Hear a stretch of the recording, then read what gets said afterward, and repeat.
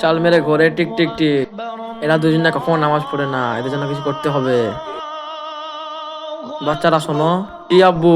বাচ্চারা আদান দিচ্ছে, নামাজের সময় হয়ে গেছে আর তোমরা এখানে খেলা করছো। যদি তোমরা নামাজ পড়ো তাহলে আল্লাহ পাক তোমাদের জন্য চকলেট দেবে। চকলেট? তাহলে তো পড়তে হবে।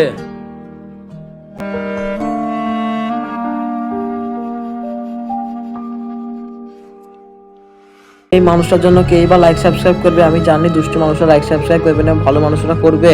কমেন্টে আই লাভ ইউ বাবা লিখে যাবেন।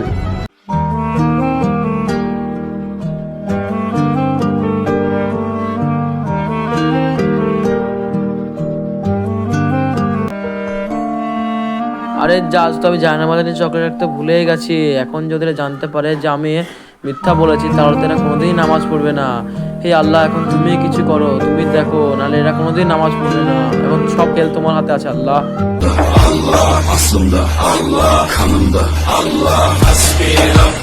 যে কাজটা আমি আল্লাহর জন্য মন থেকে করি সেটা কোনোদিনই ব্যর্থ হয় না।